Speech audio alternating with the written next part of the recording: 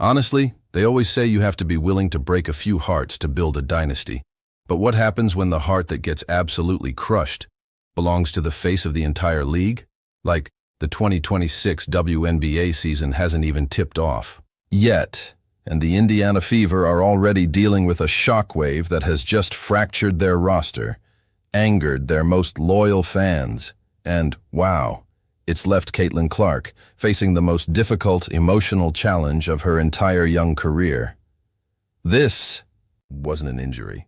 It wasn't a bad trade. This was the brutal reality of the business of basketball. Welcome to NextExplain. We don't just tell you the score. We break down the hidden stories behind the biggest moments. If you appreciate a deeper look into the game, make sure to hit that subscribe button. Today, we are taking a closer look at the silent storm brewing in Indiana. The unprecedented economic power of Caitlin Clark, and why losing two key players might just awaken a sleeping giant. I mean, if you've watched basketball long enough, you know this one undeniable truth. Building a championship team is so difficult, but keeping it together, it's impossible. The veterans, the ones who watched the Bulls in the 90s, they understand that greatness always comes with a heavy, heavy tax. Every dynasty demands a sacrifice, and as we approach the 2026 season, the Indiana Fever are learning that harsh reality. On April 3rd, a boardroom decision just shook the foundation of that whole team. Everyone truly believed 2026 was their year to dominate. They had the talent, the chemistry, but overnight, the business of basketball proved that loyalty always takes a back seat to league expansion. Growth is good for the sport, right? But it's often painful for the teams that actually built it up. The WNBA is expanding in 2026, welcoming two new franchises, the Portland Fire and the Toronto Tempo. And to build these new teams, the league holds this thing called an expansion draft. The rules are just ruthless. A team can only protect a handful of its core superstars. Everyone else is just left exposed. I mean, the Fever front office faced an agonizing dilemma. Naturally, they placed their protective shield around their foundational pillars, Caitlin Clark, Aaliyah Boston, and Kelsey Mitchell. You do not let generational talent walk out the door, but in doing so, they had to leave their trusted role players exposed. As a result, the Fever lost two of their most crucial pieces, their two Australian warriors. Bibby was drafted by the Portland Fire, and Wallace was taken by the Toronto Tempo. To a casual viewer, losing role players might not seem like a disaster. But to those who truly understand the game, you know that superstars win games, but glue guys win championships. Bibby and Wallace, they were the glue. They were the ones diving for loose balls, setting the hard screens, and honestly, bringing that locker room together. The fans are outraged, not just because they lost good players, but because they lost the very heart of the 2025 playoff run.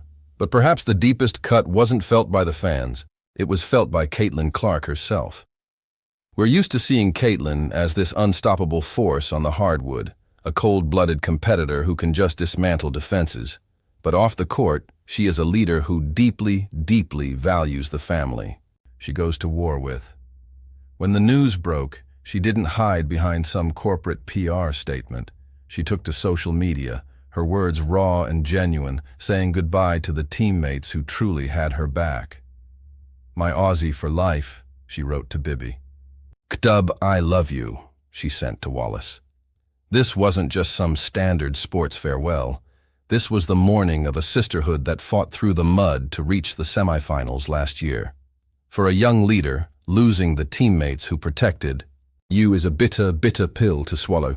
It forces you to grow up very fast, realizing that in professional sports, your favorite co-workers are only ever rented, never owned. Yet amidst all this roster turmoil, a fascinating paradox is taking place. While the Indiana Fever's locker room might look a little lighter, their presence on the national stage has never been heavier. If you want to understand the sheer magnitude of Caitlin Clark's influence on the sporting world right now, you don't even need to look at her statistics. You just need to look at the real estate. Going into the 2026 season, something just unprecedented is happening. Opposing teams have realized that their standard WNBA arenas are completely inadequate when the Indiana Fever come to town. To accommodate this surging demand, 17 of the Fever's away games have been relocated to massive NBA arenas. Franchises are actually renting out 20,000-seat stadiums in their own cities just because Caitlin Clark is the visiting opponent. What? We haven't seen an individual athlete dictate the economy of a league like this since Michael Jordan took the Bulls on tour in the 90s, or when Tiger Woods forced the PGA Tour to redesign golf courses. This is no longer just a basketball story. It is a global business phenomenon. The pressure on Clark is astronomical. She isn't just playing for the Indiana Fever anymore. She is carrying the financial ecosystem of an entire professional league on her shoulders. So, with her trusted teammates gone, the weight of the league on her back, and the media questioning if the Fever can survive this transition. How does a superstar react? Do they complain? Do they make excuses? Not if they are built for greatness. Recently, at the Final Four Fan Fest, a reporter asked Caitlin about her goals for the upcoming season. She didn't offer a defensive monologue. She didn't talk about the pressure of the packed NBA arenas. She simply looked the reporter in the eye, completely unbothered, and just said, "The goal isn't one, it's winning a few championships." That is the mindset of a player who understands that noise is temporary, but banners hang forever. Last year, injuries held her back. She was honestly playing on sheer willpower. But now, in the spring of 2026, she is fully healthy. She has rested, and more importantly, she has learned the harsh business of the game. The 2026 season officially begins on May 9th against the Dallas Wings. The Indiana Fever will step onto the court looking a little different. The familiar faces of the Australians will be gone. The fans might still carry this lingering frustration with the front office, but the woman holding the basketball at the top of the key has only one thing on her mind. The narrative has shifted. The question is no longer whether the Indiana Fever can win without Chloe Bibby and Wallace. The real question, the one that should be keeping opposing coaches awake at night, is this. Is the rest of the WNBA truly prepared to face a fully healthy, highly motivated, and fiercely focused Caitlin Clark? Because if the history of sports has taught us anything, it's that when the great ones stop talking, a storm is about to hit. Thanks for watching NextExplain.